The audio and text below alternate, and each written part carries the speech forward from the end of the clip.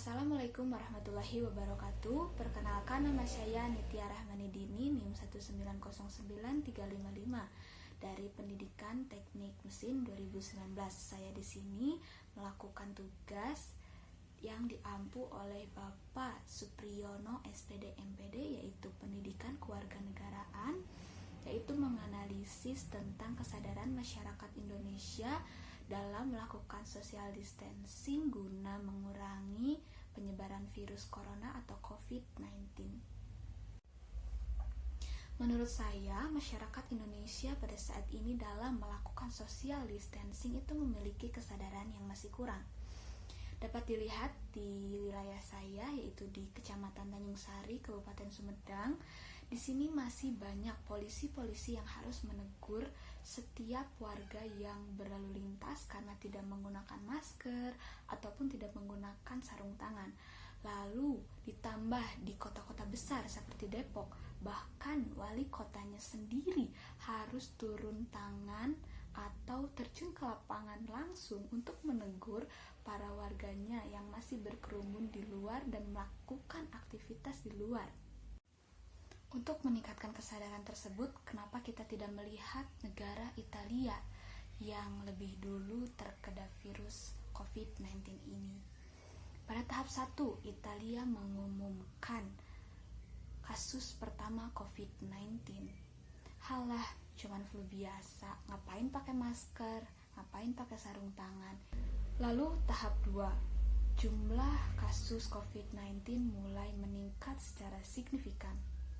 Halah, yang kena cuma orang tua saja, paling yang kena yang sudah mempunyai penyakit sebelumnya. Tahap 3, jumlah kasus COVID-19 di Italia semakin pesat. Pada tanggal 7 Maret 2020 terdapat 5.000 lebih kasus di Italia. Lalu pemerintah mengadakan zona merah di wilayah-wilayah Italia.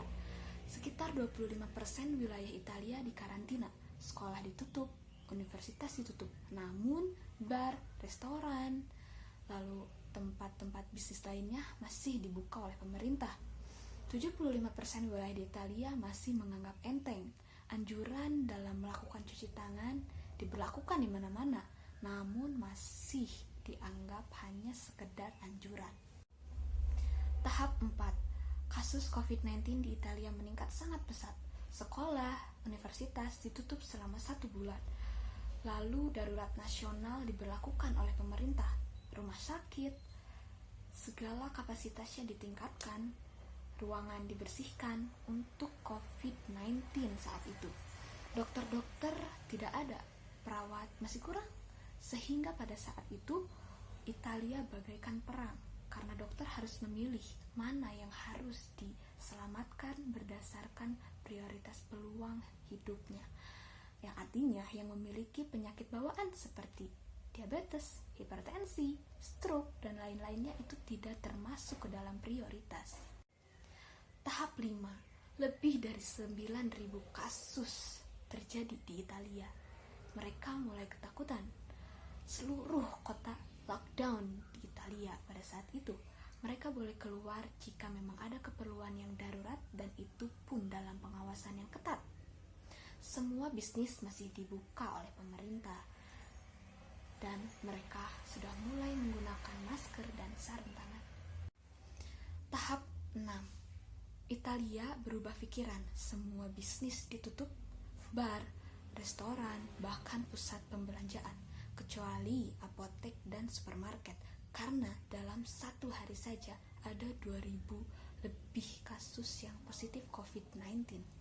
Lalu penduduk yang ingin keluar dari rumah harus memiliki surat izin dari pemerintah. Jika tidak atau melanggar, mereka akan dikenakan biaya sanksi, yaitu 3,3 juta rupiah. Lalu yang menderita COVID-19, yang positif COVID-19 harus dikarantina.